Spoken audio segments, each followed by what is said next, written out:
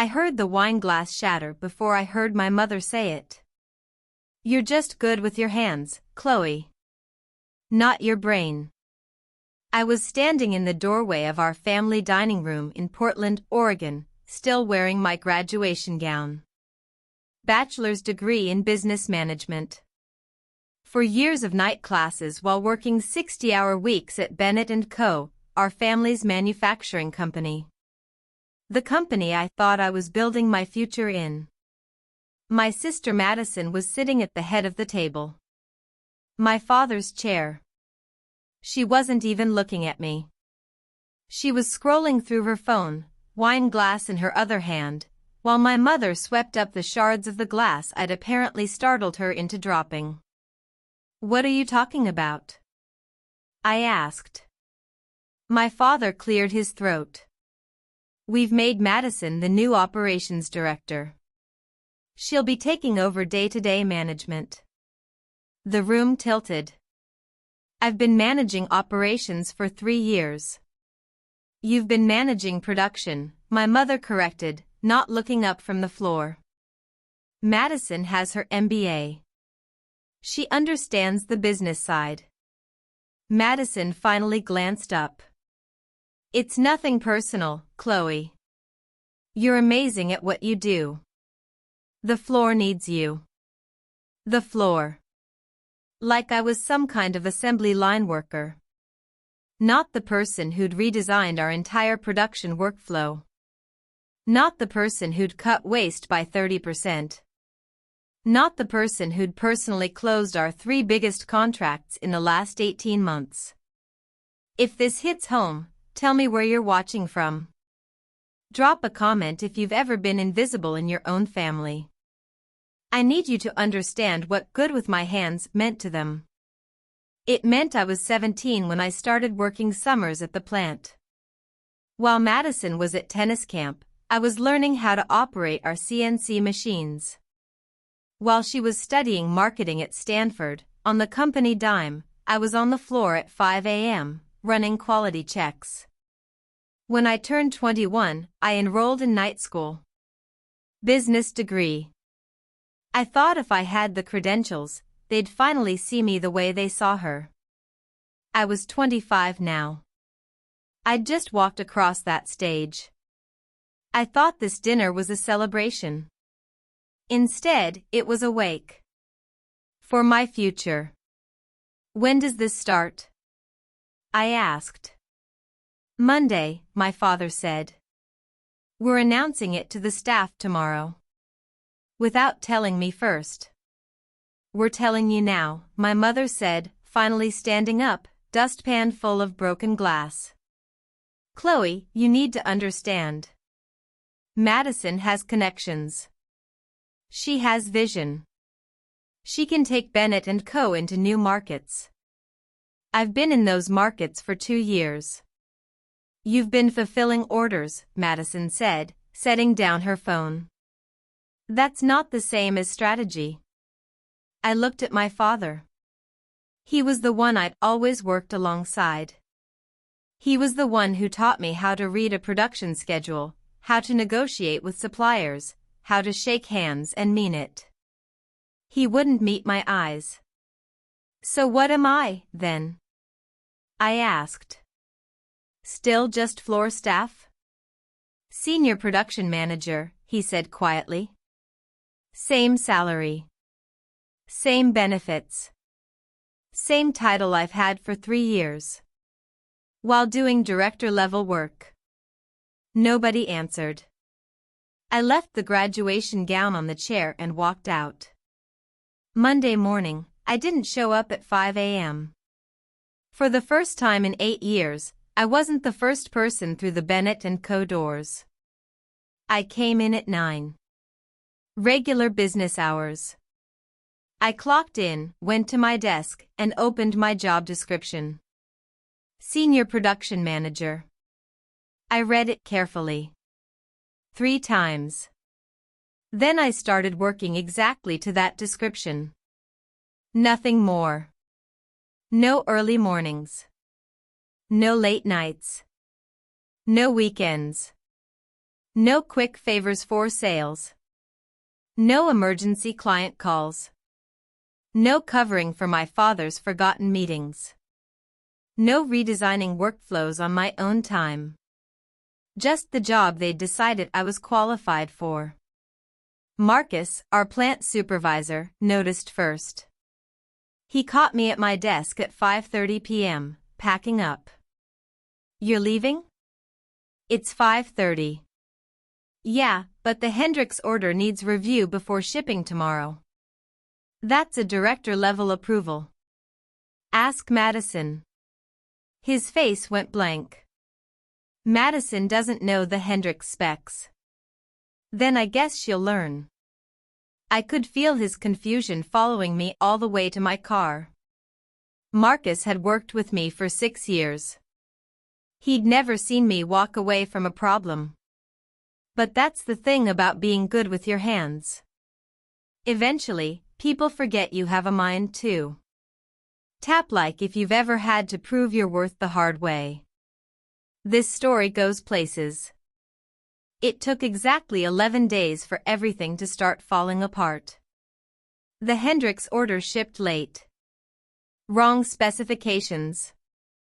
They threatened to pull their contract. The Palmer account, our second biggest client, called my personal cell phone at 10 p.m. on a Thursday. I let it go to voicemail. They called again at 6 a.m. I was in the shower. I let that one go too. When I got to work at 9, Madison was in my father's office. The door was closed, but I could hear her voice rising. Marcus appeared at my desk. "Palmer's threatening to walk. They can't get anyone on the phone." "Did they call the operations director?" "They called you." "They've been calling you." "I'm not the operations director." He stared at me. "Chloe. What are you doing?" "My job," I said. "Exactly my job. Nothing more." He left shaking his head. By week 3, I'd stopped answering my personal phone entirely for work calls. I'd stopped checking email after 5:30. I'd stopped volunteering solutions in meetings. I watched Madison try to pick up the pieces. She'd call emergency staff meetings and talk about streamlining communication channels and optimizing client relations workflows.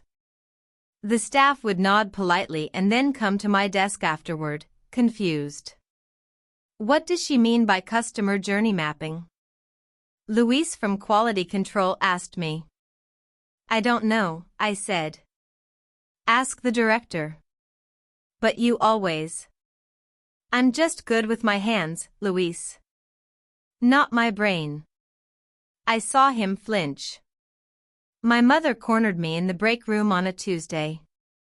She closed the door behind her. "What do you think you're doing?" I stirred my coffee. "Having lunch." "You know what I mean. You're sabotaging your sister."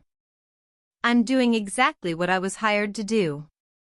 Senior production manager. Just like you wanted." "Chloe." Her voice dropped. "You're being childish." I set down my spoon. "You gave her the company. I'm letting her run it. She needs support. She needs time to learn."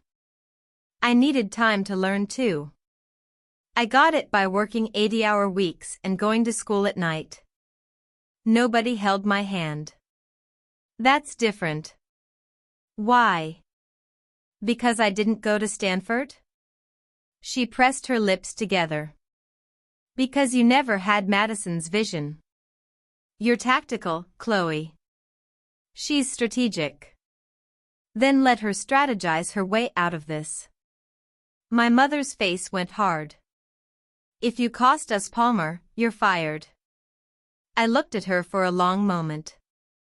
"Palmer doesn't want Madison. They want me. They've been calling my personal cell for 3 weeks. I have 17 voicemails from their VP. Then call them back. Why?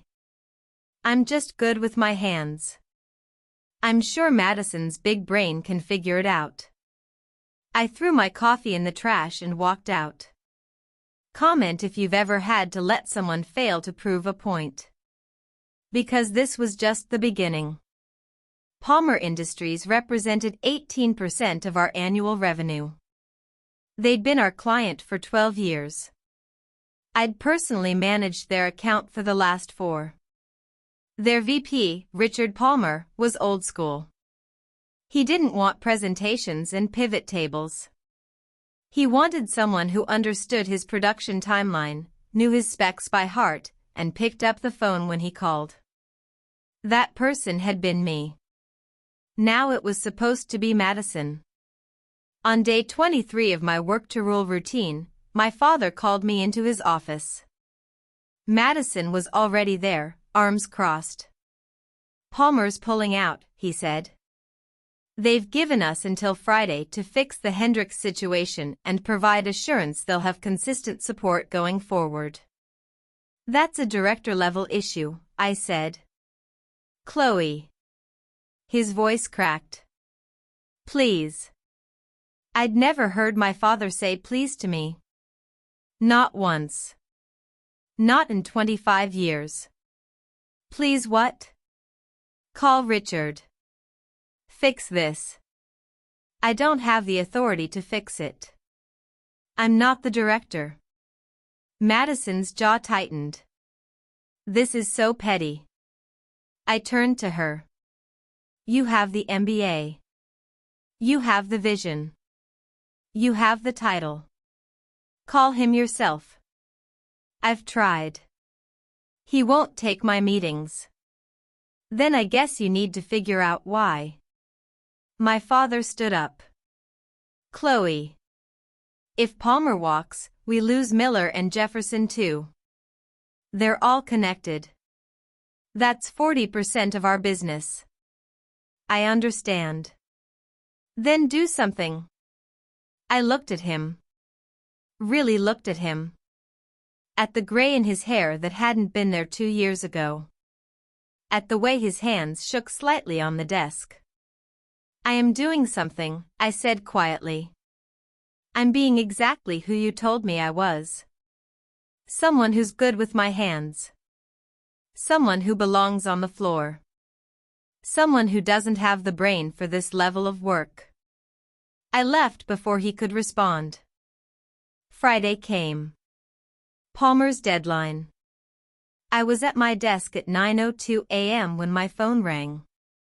Not my work phone. My personal cell.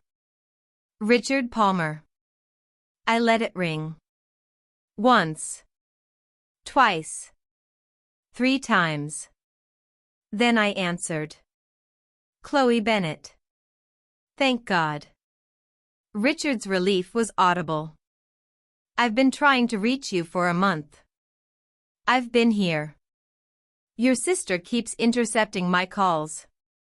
"Chloe, what's going on over there?" "The Hendricks order was a disaster. We can't get straight answers about the Jefferson project, and I've got Madison sending me market analysis reports when I just need to know if my parts will ship on time." I leaned back in my chair. "Madison's the new operations director. I'm just production now." Silence. "That's the dumbest thing I've ever heard." "I agree." "Chloe." His tone changed. "How attached are you to Bennett Co?" My heart started pounding. "What do you mean?" "I mean, I've been thinking about bringing manufacturing in-house. We've got the facility space. We'd need someone to set it up and run it. Someone who knows our needs inside and out." I closed my eyes. "Richard. Twice your current salary. Full benefits. Equity package. Creative control over your department. And you'd never have to deal with family business politics again." The offer hung in the air between us. "I need to think about it," I said. You've got until Monday. After that, we're pulling our contracts from Bennett Co either way. He hung up. I sat there for 10 minutes, staring at nothing. Then I opened my laptop and started downloading files. Every workflow I designed. Every process improvement. Every client contact list. Every spec sheet and production schedule and efficiency report. If you've ever had to choose between family and self-respect, hit that subscribe button. This decision changed everything. I didn't tell anyone about the offer. Not my father. Not Marcus. Not anyone. I went home Friday night and sat on my apartment floor surrounded by 8 years of work. Every innovation I'd made. Every problem I'd solved. Every late night and early morning. All of it documented. All of it mine. My mother called on Saturday. I didn't answer. Madison texted Sunday morning, "Dad's freaking out. Palmer won't return calls. Can you please help?" I turned off my phone. By Sunday night, I'd made my decision. Monday morning, I got to Bennett Co at 5 a.m. Old habits. I went to my father's office and left an envelope on his desk. Then I went to my own desk and started packing my personal items into a box. Marcus found me at 6:15. "What's happening?" "I'm leaving." "Leaving where?" "Bennett Company." His face went pale. "Chloe." "No. You can't." "I already did." "When?" "Just now." There's a letter on my father's desk. Official resignation. Effective immediately. But the Palmer account? Not my problem anymore. My father arrived at 6:45. He saw the box. He saw my cleared desk. He went white. "Chloe. I left my resignation letter in your office. You can't do this." "I can." I did. Madison appeared behind him. "This is blackmail." I picked up my box. "No. Blackmail would be me threatening to leave unless you make me director. This is me just leaving. There's a difference." Palmer made me an offer. I took it. The silence was deafening. My father's face crumpled. "You're going to work for Palmer?" "I'm going to run Palmer's new in-house manufacturing division. Design it from the ground up. Twice my salary here. Equity package. Full creative control." "You'd destroy us." "No. You destroyed me. I'm just saving myself." My mother appeared in the doorway. She must have gotten a call. Her face was fury. "After everything we've done for you." "You mean after everything I've done for you?" The words came out sharp. "I built this place. I made it work. And you handed it to Madison because she has a piece of paper from Stanford and I only have one from Portland State. That's not." "It is." I cut her off. "You told me I was good with my hands, not my brain. So I'm taking my hands somewhere they're valued. Palmer values my brain too. Funny how that works." Madison was shaking. "You can't take our clients." "I'm taking one client. The one who's been calling me directly for 4 years.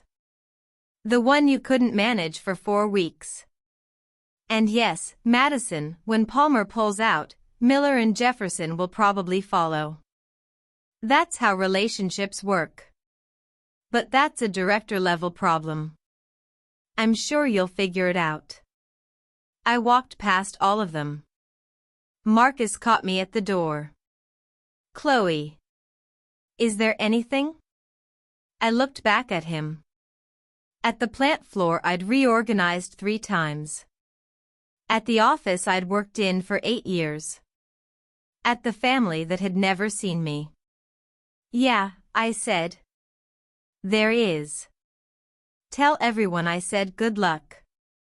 They're going to need it. If you're cheering right now, drop a like. Because watching their faces was worth every sleepless night. Palmer pulled their contract that afternoon. Miller called me directly that night. They'd heard I was leaving. They asked if Palmer's new division would be taking other clients. I said we'd consider it. Jefferson's CEO reached out Tuesday. Same question. By Friday, Palmer had rented manufacturing space in Portland. By the end of the month, I had a team of 12. Marcus was my first hire. Luis was my second. Both of them called me the day after I left Bennett Co. and asked if I needed help building something new. I did. Within 3 months, Palmer Manufacturing Solutions was operating at full capacity. We had 3 clients. All former Bennett Co. accounts. Bennett Co. didn't fold. But they came close. My father had to take out a loan to cover the shortfall.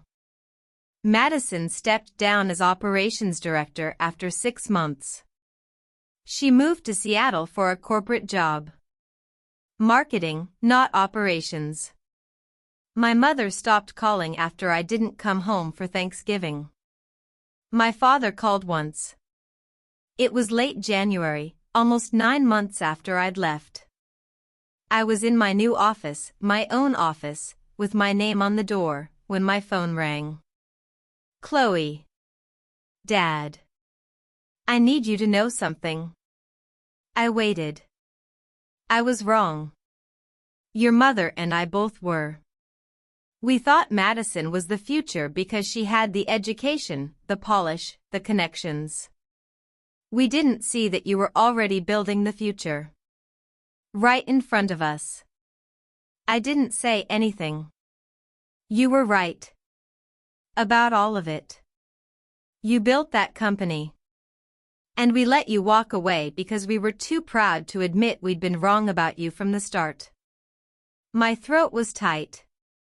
Why are you telling me this now? Because I'm your father. And I'm sorry. I don't expect forgiveness. I just needed you to hear it. He hung up. I sat there for a long time, staring at the phone. Then I got back to work. Here's the thing about revenge. It's satisfying. Watching Bennett Co. scramble without me, watching Madison realize she couldn't just MBA her way through real work, watching my parents finally understand what they'd lost, all of it felt good. But it didn't heal anything. The anger was still there. The hurt. The years of being invisible. You don't erase that just because you proved a point.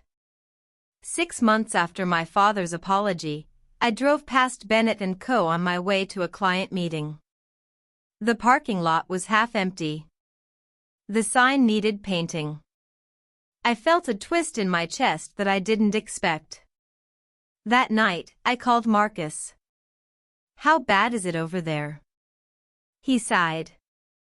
They're surviving. Barely. Your dad's been on the floor more. Running production himself. It's weird seeing him with grease under his nails again. Madison? Gone. She sends emails sometimes. Your mom mostly runs the office now. They hired someone to replace you. He's okay. Not you, but okay. Do they talk about me? Every day. Your dad keeps your old workflow diagrams in his desk. I saw them when I was there picking up my last check. I closed my eyes. Marcus. Do you think I did the right thing? Yeah, he said. You did what you had to do. They never would have learned otherwise. But you didn't leave to hurt them. You left to save yourself. There's a difference. Don't forget which one it was. I'm not going to tell you I went back to Bennett & Company. I didn't. That company was never mine, not really. It was always going to be Madison's, or my parents', or whoever they decided deserved it more than the person who built it. But I did something else. A year after I left, Palmer Manufacturing Solutions had grown to 40 employees. We were profitable. We were expanding. And I was sitting in my office one night, looking at a resume from a young woman who'd been working production at a small firm for 6 years while getting her degree at night. Her resume was perfect. Her references were glowing. Her interview had been outstanding. But she didn't have an MBA. She didn't have Stanford on her transcript. She just had Portland Community College and a decade of proving herself on the floor. I hired her as my operations manager. 3 years later, she's my partner. We're building this company together. And when people ask her what it's like working with me, she tells them I'm someone who sees potential even when it doesn't come with the right pedigree. I learned that from the people who never saw mine. Subscribe if you believe in building something better than revenge. Because that's what this story was really about. Last month, I got a letter. Handwritten. My father's handwriting. It was an invitation. Not to Thanksgiving or Christmas or any holiday I'd missed in the last 3 years. It was an invitation to tour Bennett & Co.'s new production facility. They'd rebuilt. Slowly. Quietly. My father had gone back to the floor himself, redesigned their entire operation based on my old workflow diagrams, and brought the company back from the edge. They weren't as big as they used to be, but they were stable. At the bottom of the letter, he'd written, "I'd like to show you what we learned from you." No expectations. No pressure. Just a father who's proud of his daughter and wants her to see that her work mattered. Even when we were too blind to tell you. I haven't decided if I'll go. But I kept the letter. Because here's what I finally understood: you can't make people see your worth. You can show them 1,000 times, work yourself to exhaustion, prove every single point, and they still might not get it. Not because you're not enough. Because they're looking the wrong direction. The only person who needed to see my worth was me. Everything else, the success, the company, the vindication, that was just confirmation of what I should have known all along. I was never just good with my hands. I was good, period. Brain, hands, heart, all of it. And the moment I stopped waiting for them to tell me that, the moment I walked out with my box and built something new, that's when I finally became who I was supposed to be all along. Not the daughter who fit their mold. The woman who broke it. If you're watching this and you've ever been the invisible one, the one who works twice as hard for half the recognition, the one who's told you're just anything, listen to me. You're not just anything. You're everything you've worked to become, regardless of who sees it. And sometimes the bravest thing you can do is walk away from the people who should love you most and build something they could never give you, proof that you were right about yourself all along.